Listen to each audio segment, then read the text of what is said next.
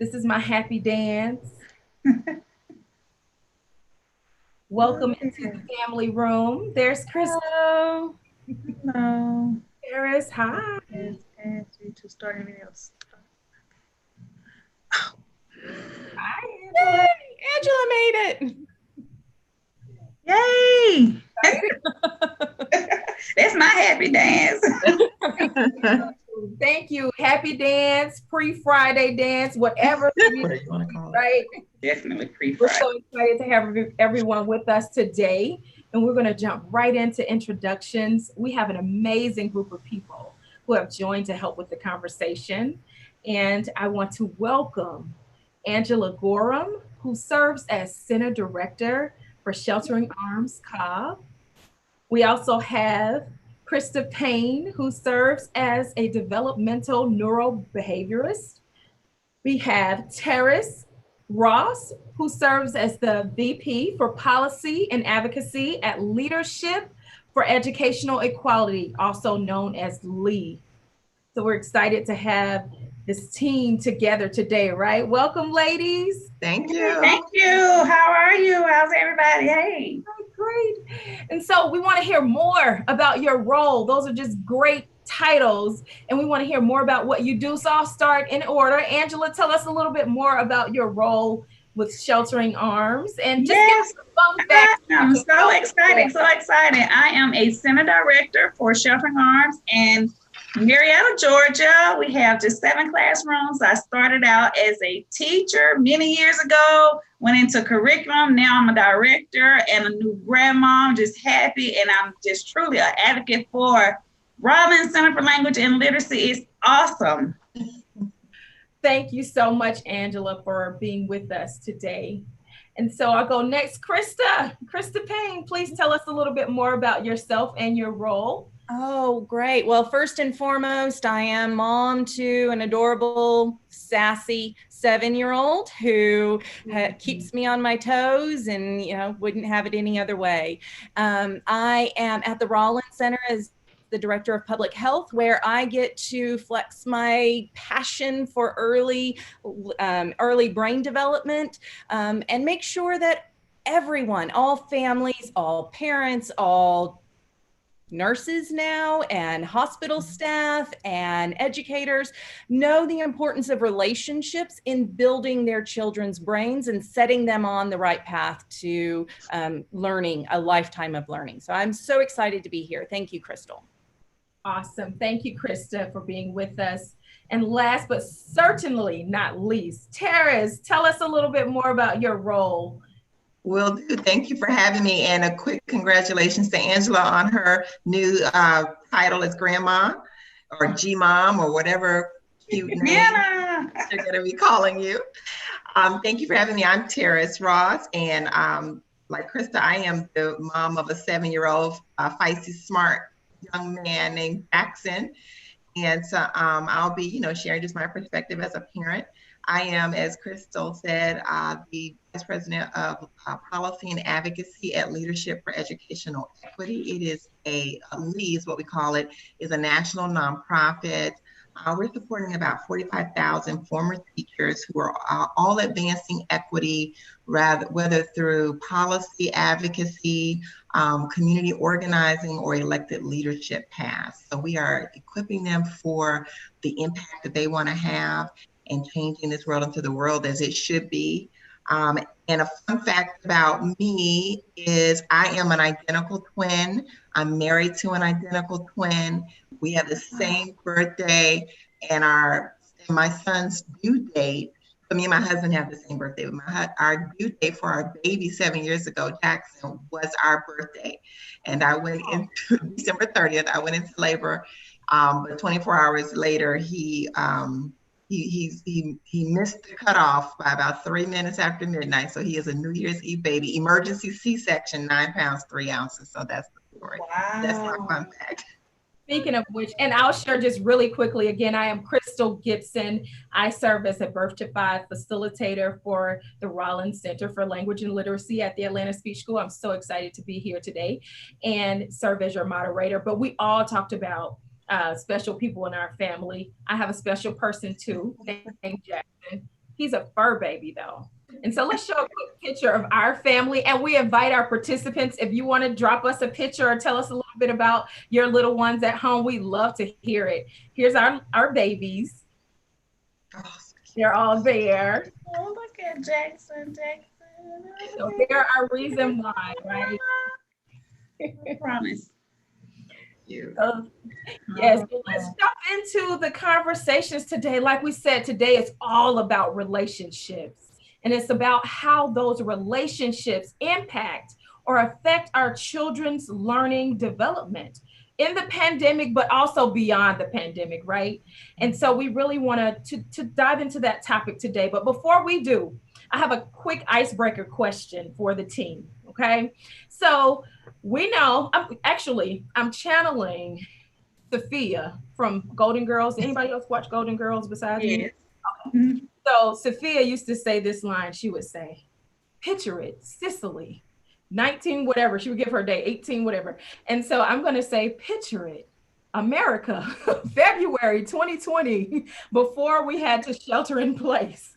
Do you remember what you were doing? Right? You know, we've all had to make transitions. We've all had to adjust to new normals.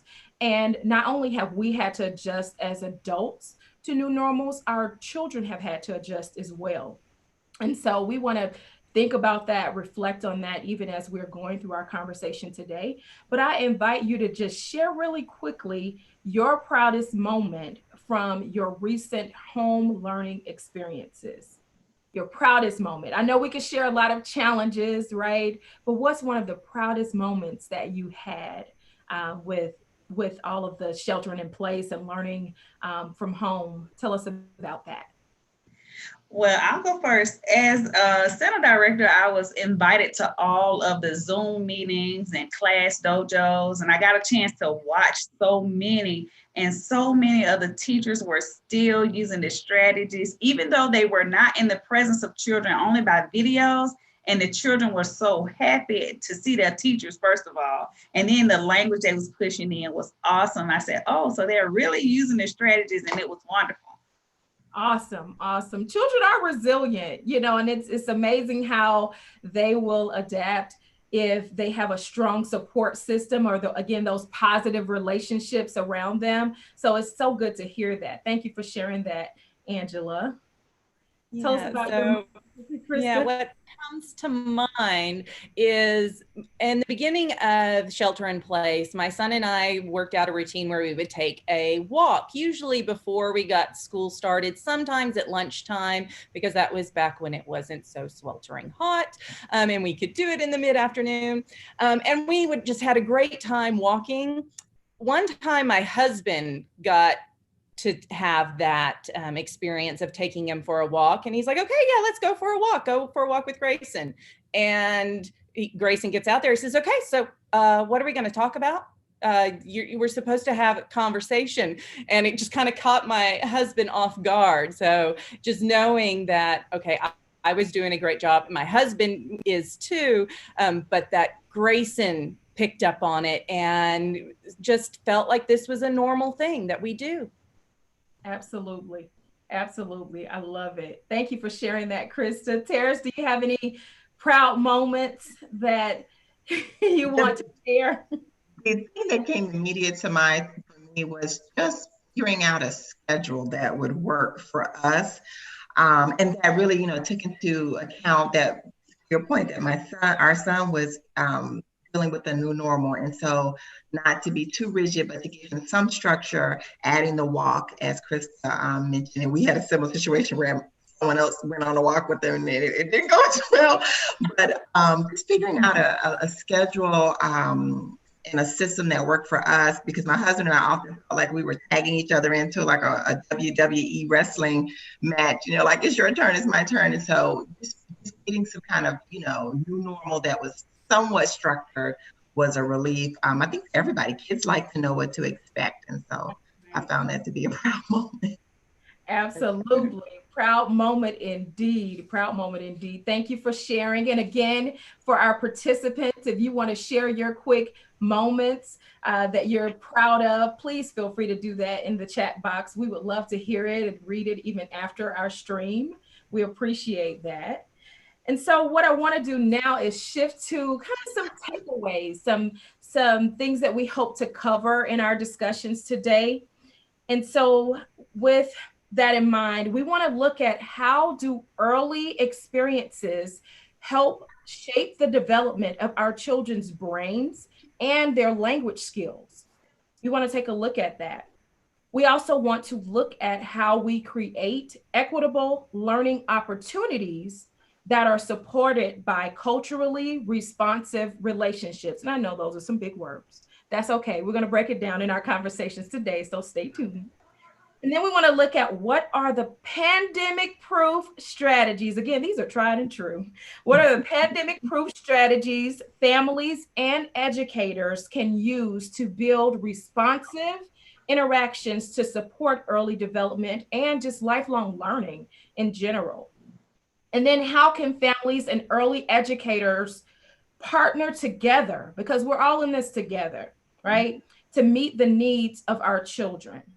So those are some big picture questions, conversations that we're hoping to have today.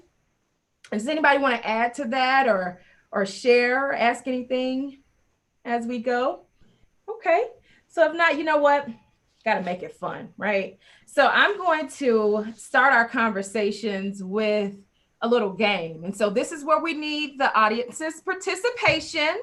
So tune in, all of our viewers, please tune in. We're going to play a little game called Myth or Fact. So here's our first question.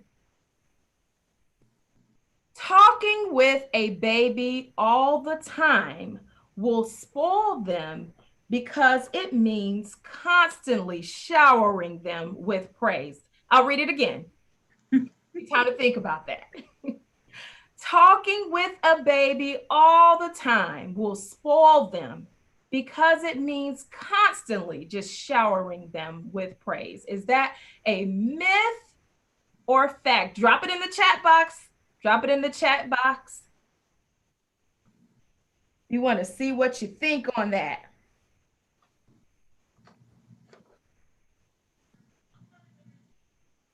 All right, Angela, help us out with this one. Help our viewers out. What is it, a myth or a fact, Angela? Oh, that is nothing that I love more than cuddling little Promise in my arms and talking to her and using that child-directed speech and telling her, oh, you're so pretty today. So that is definitely a myth.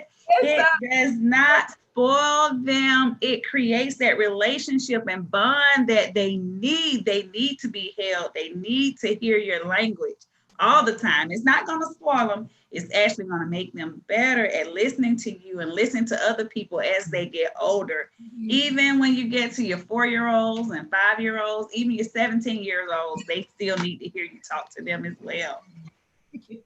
Absolutely, you're right. You mentioned the child-directed speech, parentese. Those are some of the terms that we hear. I've even heard some people say baby talk, but I want to clarify here. This is a little different from baby talk. Okay, baby talk may be the goo goo gaga where we're not using real words. And so parentese, things of that nature, those are just ways in which we, it's a type of speech. And just as Angela demonstrated, right, it is exaggerated. We stretch out those words and sounds, right? It's a connecting point with that baby, but there's so much that's happening in the brain when we use that. Krista, can you tell us a little bit about what's happening in the brain when we use parentese and when we talk with our babies in that exaggerated way? Oh yeah, definitely. It actually is helping the brain develop. It's actually helping baby learn the sounds of the language. Babies are come into the world knowing all sounds, knowing they could learn any language that they are exposed to. And so as we use those long vowel sounds and really punctuated ending sounds, that helps them decipher and actually hear the vowel sounds from the consonant sounds and learn the sounds of their language. So not only is it comforting for them, it helps get their attention, it actually helps them learn the sounds of the language, which is obviously very important. Absolutely. Absolutely. Absolutely it does. So we're happy. That's a myth. And I don't know about you, Crystal, but I use this Parentese with more than just kids. I use it with pets. I use, dogs, cats, any animals. We just use it. You saw it on the screen, my fur baby, Jackson. I use it with him and he reacts and responds every time. Hi, Jackson. How are you? What are you doing? Come on, let's go for a walk. But again, it's the use of real word. Well, for, Jackson loves it too. But for children, the use of the real words, they need to hear that.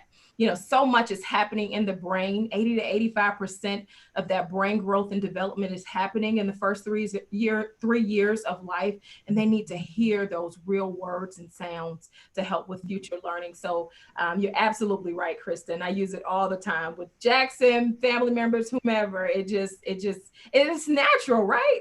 We don't talk to babies like, hey, baby, what are you doing? Right? No. We really talk to babies. It almost comes natural to us to talk with babies in that way. Yeah. Thank you for sharing that, Angela. We appreciate it. All right, let's go to the next question. Our participants are doing so well with the myth and fact game. So let's look at the next one.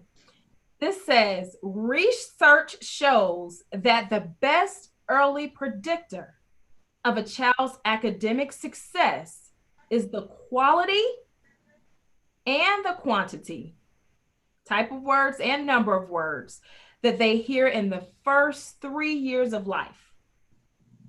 First 3 years of life. So I am giving the participants a few moments to give their responses, myth or fact. Help us out. They're coming in. They're coming in. All right, Terrace, take this one for us. Sure, happy to. This is definitely a fact. Research really does show the link between early exposure, language, and later academic outcomes like third grade reading proficiency and high school graduation rates. And I think about when our son was born, my husband and I, and that was 7 years ago, my husband and I were both we are both former secondary school teachers. So we know as much about early learning, right? When we had our son 7 years ago. So that meant we needed to do our research. And so that we could understand what babies and toddlers need for strong growth and development. One of the things we learned before he was born was just how important it is to read to children and engage them in dialogue, even if they aren't able to quote unquote talk back. And we really began to notice how alert and attentive our son was when other people were talking. And so we as a sign that, we were doing something right, and we kept that going. And he loves to be read to. We had him read to us. And we noticed that he started reading earlier than some of the kids his age. And so I really credit all the really readily accessible information online and from organizations like the Rollins Center for really helping parents like us get off to a good start with our kids. Yes, definitely a fact. Definitely a fact. You're absolutely right. I think about this, Terrace, just as food nourishes our body, words and language nourish the brain. And so the more we're using words and really spending that quality time in those interactions that you just spoke about, it really supports their learning and development. So I appreciate you sharing that. I do see a question from Yolanda Watson online. She tapped into what you said, Terrace, about the schedule, and it's a burning question. They want to know how do we have tips on how to start developing that schedule? So we'll tap on that in a little bit. We see you, Yolanda. We'll get okay. That is absolutely a fact, and a key predictor, the best predictor actually of reading proficiency is all around, again, those quality and quantity of words that the child hears in the first couple of years of life. So this is so vitally important. And the reason for that relationship, why that 3-year window is so key, goes again back to brain science. And I think you mentioned it earlier, Crystal, that 80 to 85% of a child's brain, it grows to 80 to 85% of the adult size in the first 3 years of life. That's astounding. Now, is it getting so big? No, it's not physically getting larger and larger and larger as the child gets taller and taller, and that it's not a 1-to-1 ratio there. But it is the connections in the brain. The connections are key.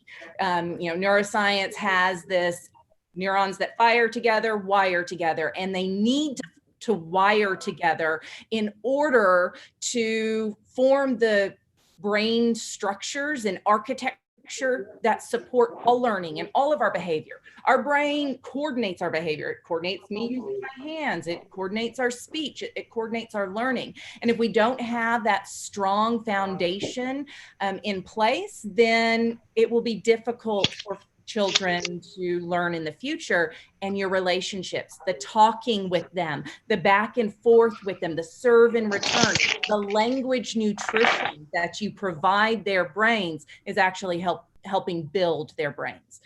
Absolutely. And I know you see this firsthand at the center, Angela. You spoke about some of this in your class that's happening in your classrooms already. So did you want to share more about that and maybe some of those experiences? Oh yeah, sure. One thing that stood out to me was the parents, because the parents are on the virtual as well. The child is sitting with the parent, and the parents would send little texts in the box saying, "Oh, my child is learning so much. I didn't know that all this was going on prior to them being home. Thank you all so much for everything you're doing." And one parent sent me a personal note that said, "I did not realized my child's vocabulary was so advanced. We had a whole adult conversation." And I said, "Was it an adult conversation or just a conversation?" She said, "It was just a conversation, but I thought it was adult talk, but she showed me differently." Yes, it was amazing. I think parents are getting a chance. Right, Krista? Oh my goodness, yes. And it is the interaction. It is the back and forth. And what I absolutely love, Angela, is that partnership that you leaned into, is that at Sheltering Arms, you value a partnership with the families and recognize that we're all in this together. We're all necessary to help build that child's brain and social experience and help them learn and set them up for success. It takes all of us to do that. And I loved hearing that interaction between you and the parent of those children that get to experience that. I'm just so excited because Promise will be going there in a couple of weeks. And I can't wait because I'll be doing the same things at home that she'll be doing at school. And we just can't wait to see how all this is going to turn out. She's going to be just awesome. I love it. Love it. Love it. Love it. Okay. Are we ready for the next question, ladies? You want the next one? Yes. Let's see. Right. Our audience is doing so well. Ooh, this one's fitting given the virtual environment now. Yes, absolutely. Babies learn language by hearing words. So by hearing words. So exposure to lots of words by listening to adults talk and watching television or other devices help them learn to talk. So go ahead, participants, add in the comment box, myth or fact.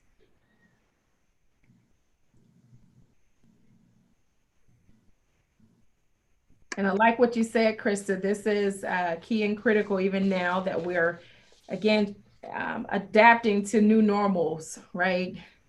Virtual learning experiences, things of that nature. Oh, definitely. I mean, I know Grayson has been watching more and spending more time with his tablet and with on the TV than normal. But that's not all horrible. No, not all horrible. No. So are you ready to talk about myth or fact on this one? All righty, ladies. Okay. Let's see. All right. So I'm going to take this one. Krista, we have a mix on this one. Oh, a mix. Okay. All right. So this one is a myth, and I will share why this one is a myth. This one is a myth because it's not just hearing the words, it's the interaction. It's the back and forth that is critical to the baby's brain development, and also for them to learn to talk and to learn the language. I mean, we use language for so much that there's more to it than just knowing how to talk. You have to know the cadence of a conversation. You have to hear words in lots of different contexts before you really understand that. Even now it's like, oh, I hear a new word or a word that I haven't heard since I took the GRE or the SAT or anything. It's like, oh yeah, what's this word? And I have to jot it down and try to remember it and try to think to use it so that I will maybe use it in regular speech. But no, the same thing for children. If you want them to learn independent, if you want them to start using that word, if you want them to start using fantastic, if you want them to learn that means this, yes, wonderful, you need to use it a lot, and they have to have that feedback. We have to have the feedback. So just watching TV and listening to adults talk, it's not the interaction. And, I hear so often that somebody will say, oh, my baby is so smart because they can just use the tablet, and they just shows how smart they are. And no knock on their babies.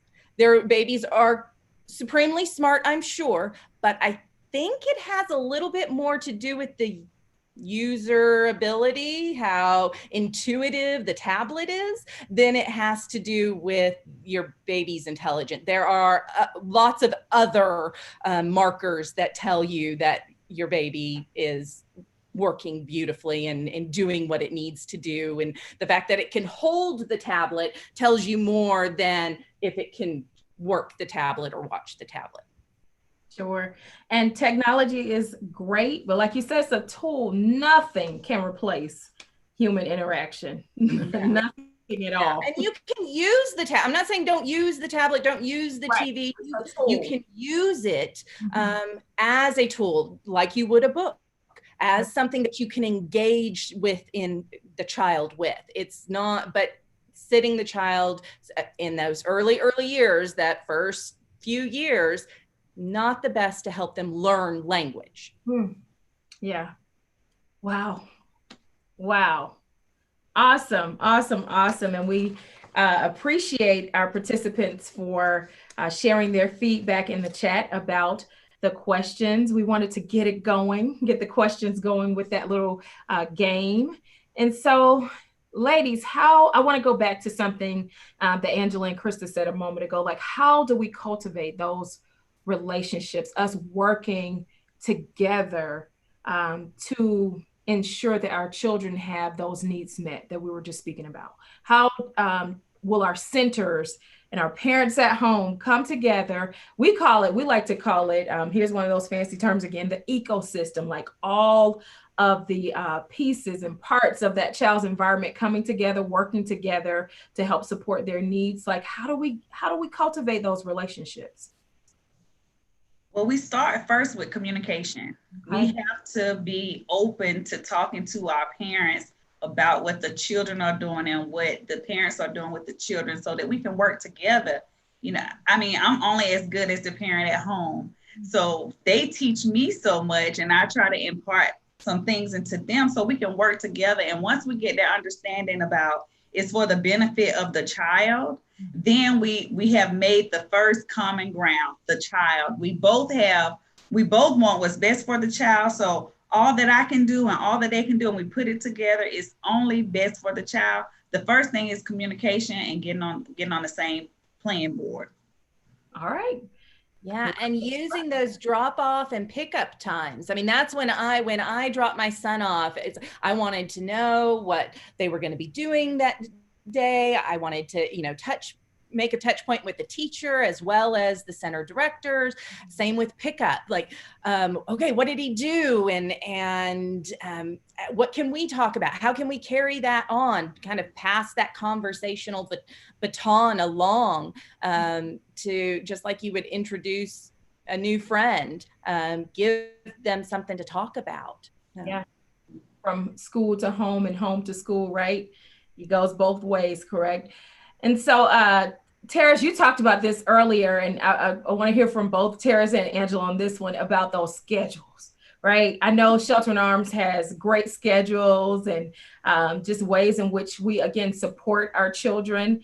And so when we're thinking about the parents serving as the leader of the home experience, home learning experience, and the schedules, and trying to get into that good routine that you talked about, Terrace, like, where's the intersection with that? How do we make sure that those, and what's your experience? I think Terrace, you're on mute, but how did the schedule work for you, Terrace? I want to hear about that, right? Well, I think that's the key point, is what's going to work for your family, right? And I'm so sensitive to the fact that there are parents who are being essential workers and, may have had someone else caring for their child while they were out working. And then maybe when they got home is when they had the interaction with their child for the digital learning. I'm in Gwinnett County in Georgia, and there was a digital learning plan for children. And so that made it somewhat easier to know, here is the plan for the day. These are the things the child needs to have accomplished. And so for me and my husband, we are fortunate in that we can both work from home, even outside of a pandemic.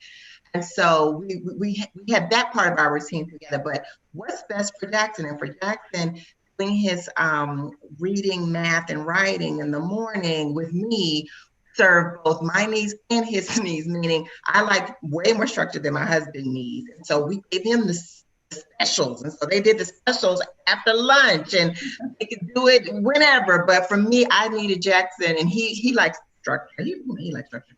So he would sit down with me in my office. He's got his computer. I'm here. And I would get him started on his reading. He would ask me questions if he needed to. I only had to figure out my work day for those 2 hours, like 8 to 10 a.m. And my colleagues knew that, okay, Terry's gonna be yelling at Jackson half the time we're on this call.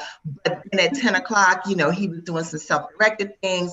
His teacher met with him at 12, and then my husband took over for lunch, and then I could just focus on work for the rest of the day. That's what worked for us. And we didn't end up having to do the schooling after the work day. And so Jackson got a chance to move around. I'm doing specials in PE with my husband in the evening. But I mean, that is a very privileged situation, and I totally am grateful and realize that, and not everybody has that, or even a 2-parent family, if you can act like that. That's what worked for us. Awesome. Terrace, you could have been telling my story, I think. Like, I'm just hearing that, okay, you like structure and back and forth, and your son likes structure. Grayson does too. He, in fact, wanted us to keep the schedule that they used at school. Like, no, we do math and then we do reading. Can't switch that up. So yeah, I completely resonate. Yes, the routine and establishing that normalcy. And I tell Terrace, when we met earlier, and your son Jackson came up and started showing things, Grayson does that all the time. And I am fortunate enough to work in an environment that they just roll with it. They'll ask him, oh, what are you showing? And strike up a conversation with him. And I recognize that not everybody is as fortunate in that. And there was the mention of having somebody else help, and that learning after hours, again, that's why partnerships are so critical. We don't do this alone. We do this together, whether it's bringing in grandparents, bringing in family members, hiring a nanny, getting a neighbor to come in, and we all do this. And those are all wonderful opportunities for your child to have meaningful relationships with other adults, and to broaden their ecosystem, to have those that support in learning their language, literacy, math, all of that, and socio-emotional development. It's key. So yes, definitely all of us together. And you and I are telling the same story, living the same life, I think. Support group for each other. That's So let right. me say this. Melinda on Facebook is saying that she's hearing about the importance of the face-to-face. We're talking about that here, right? And how it makes a huge difference. And it makes her a little skeptical about the virtual learning for her child or for children. And I feel like that's a valid point. What do y'all think about that? The virtual learning pieces and how we can, again, I guess, transfer those same responsive interactions, those same new normals or new routines for children, even virtually, where they're still successful. What do y'all feel about that? Well, I think that I don't have any small kids, just grandkids. My kids are grown, but even with them, the same thing will apply. With the virtual, I think as parents, that, like I said before, the communication with the teacher, you guys gonna have to talk, because the teacher gonna need to talk to you. You're gonna need to let her know what the child is doing, and then you're gonna just build on that. So just building a relationship with your child's teacher, because even though they're doing virtual at home, they still have a school-based teacher that you can still communicate with and make contact with, and the teacher can give you ideas on how things can go, and you can research.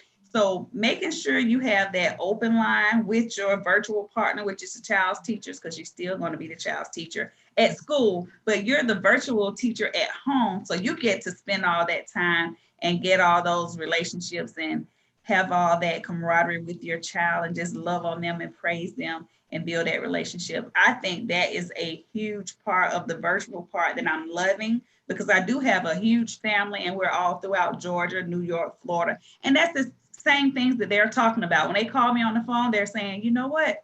I didn't know my child was doing all this at school. I'm so blessed. I don't like that we're in this pandemic, but I do like that I'm having all this time to spend with my child. So it's different for everyone, but you have to find your comfortable place. If I can interject one other thing to that, thank you. I just echo what everyone has said. Don't be afraid to expose them to non-academic learning, right? So with somebody at Lee who's for the child's grandparents who live in another state said, well, hey, I can teach the kids about power tools. And so yes, the kids had to do their reading, math, and all of that. But for an hour, it helped my coworker to be able to take their calls, and their kids were on a computer, FaceTime or whatever it was, with grandma. It was grandma, and she was teaching them about power tools like twice a week, but so like now they know about power tools, but engage the family, engage other people, to your point, virtually or in person if it's safe, to teach your kids things. It doesn't have to be perfect. And as long as our kids feel cared for, safe, that's just going to be the most we can really hope for to get the pandemic.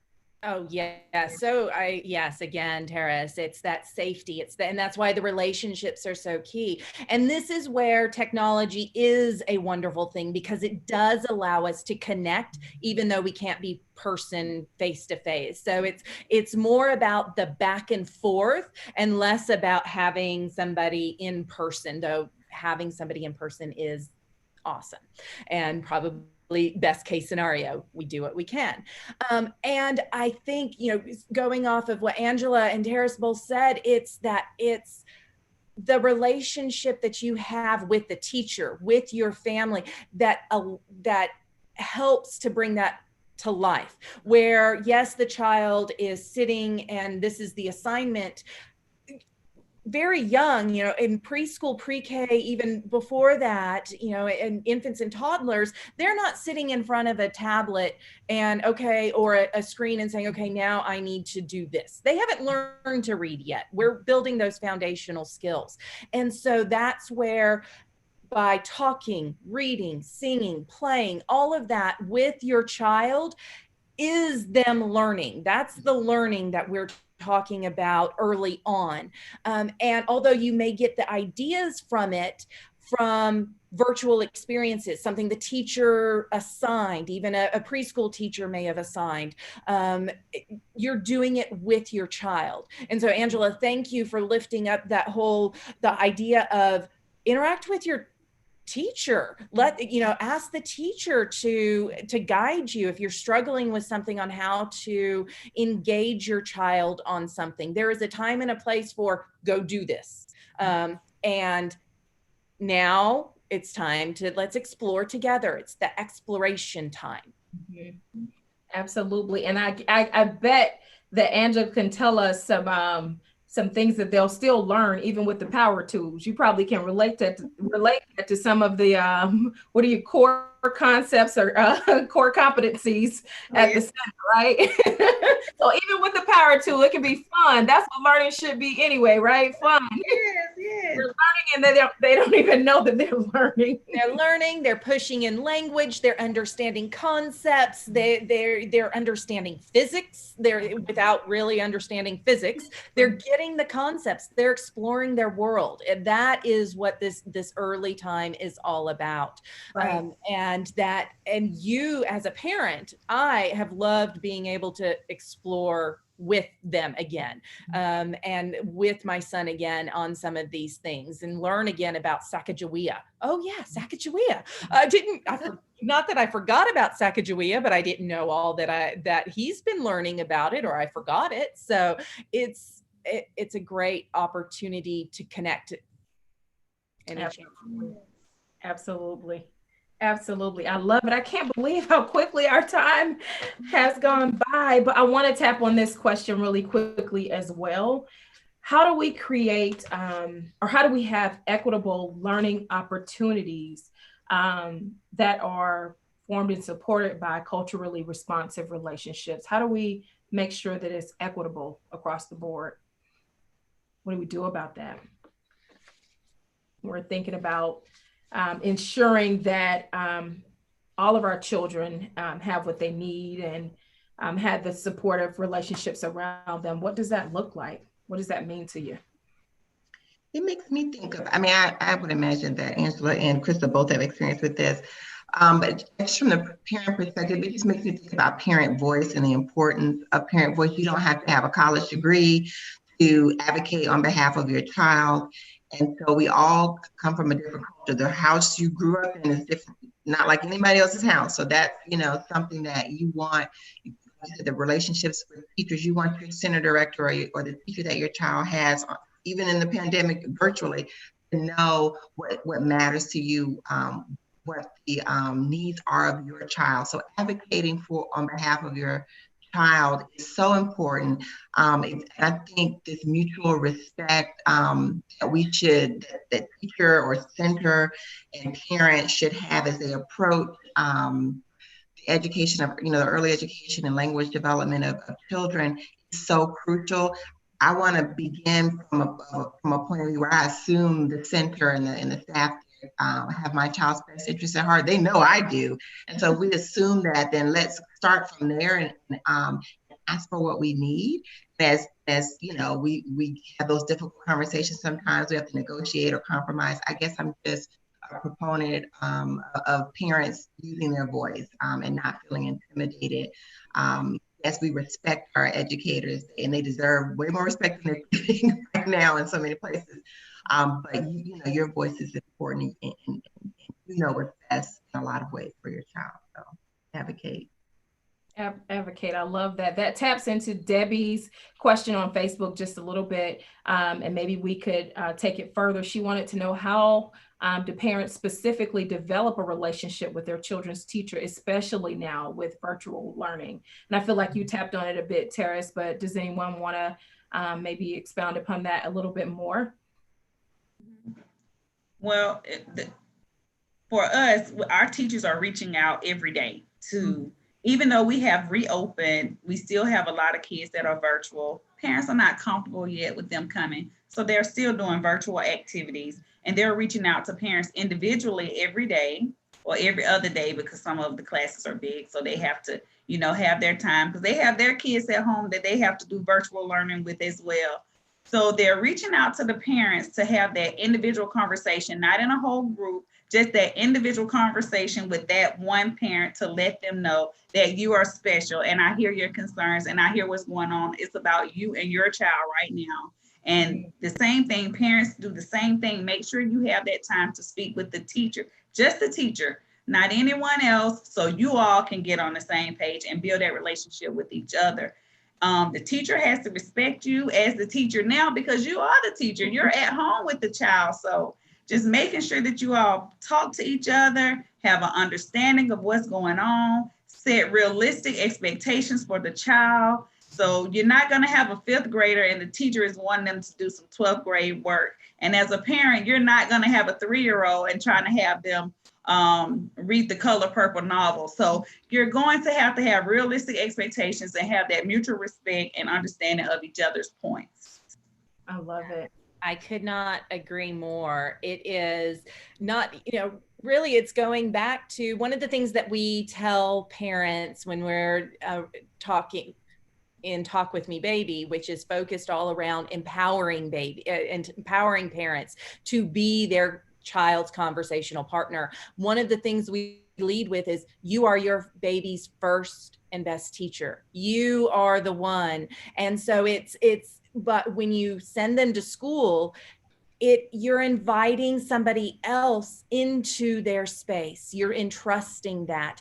And I love your idea, your use of advocacy, Terrace, and that we have to advocate for our children. Yes, we have to be informed consumers. We have to know what's going on in the child's school and their classroom. And we don't need special education or special degrees, or going back to the research that it's quality and quantity of the words that they hear. That means anybody can do it, and it's free. That best price point, right? Free. So by engaging with child, and the same type of relationships are free with your teacher, engaging with the teacher, reaching out, and asking questions. If ever you think something's not quite right, speak up and ask questions. Don't wait for somebody else to tell you that something's not quite right. That mother or father or grandmother instinct is often right, is often worth listening to. And the sooner you identify any problems, the better the outcome for the children. Or the sooner you realize it's not a problem and your anxiety can decrease. So it's a win-win either way. Absolutely. Absolutely. Ladies, I cannot believe that it is 4 o'clock. I feel like we need part 2. But what I want to invite the participants to do is continue to drop your questions in the chat. We have many resources on Cox Campus, our learning platform that our community facilitators are maybe sharing about those in our chat as well. But this has been such a great conversation, and just how, again, we can support our children in the pandemic, but beyond the pandemic, right? And how those relationships, those very responsive relationships, really impact or have such a meaningful effect on the children's learning development. And so I want to say thank you for participating in this discussion today. I want to leave us with maybe any closing thoughts that you have as we close out this part.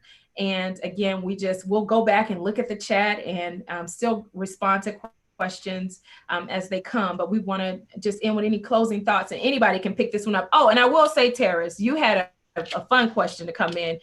Christina needed to know, what kind of twin are you? We're identical. We're identical twins. Me and my sister, her name is Terrace, and I'm Terrace. My husband and his brother are identical, and they're Germaine and Tremaine. Right. Wow. We're not married to each other, no. That's always the next question. So that was a fun question, but our next live event, I want to say this as well, is on August the 6th, and we'll continue conversations like this and really go into diversity, cultural diversity, and just diving into topics around this a little bit more. So August 6th, look for the commercials, advertisements, or whatever, so that you can join us for that as well. But any closing thoughts, ladies? And I'll tap you first, Krista. What do you want to say to close us out? Well, first and foremost, Angela, you snuggle and love on Promise all that you can. I'm so jealous that you get those snuggles and everything. And so she is such a lucky baby to have you in her life. And I know that you take that same care to all the children that come into your center. So thank you for that. Terrace, we're going to make it. The 7-year-old, you know, we're going to make it. Second grade coming, we can do it. And all you parents out there and all you teachers out there, again, Terrace, you said teachers are underappreciated, and I agree completely. There's a reason why I'm not a teacher, and I thank you all for doing that. And I want to be your partner in teaching, but I cannot do it myself, do the partnership myself, or do the teaching. So thank you for that. And just love on your babies. Give them that language nutrition. You are doing a great job. You are enough. Parents, you are enough. Teachers, you are enough. Don't second guess yourself. Follow your instinct. Absolutely. You want to take it, Angela? I see you're ready. The same thing that I tell the teachers, I'm going to tell the parents. Have fun. Yes. Every day, every moment, have fun. Because you're teaching through fun, and children going to learn more through fun.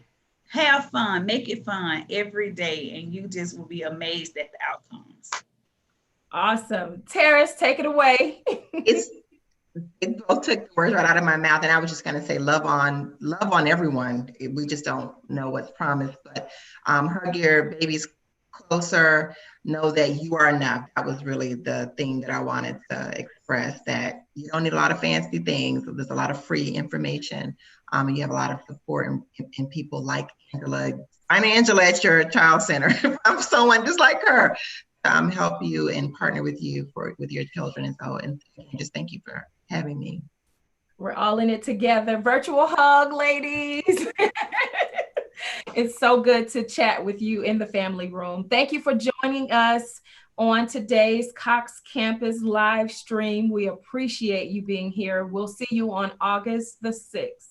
Thank you so much. Have a good one. Bye.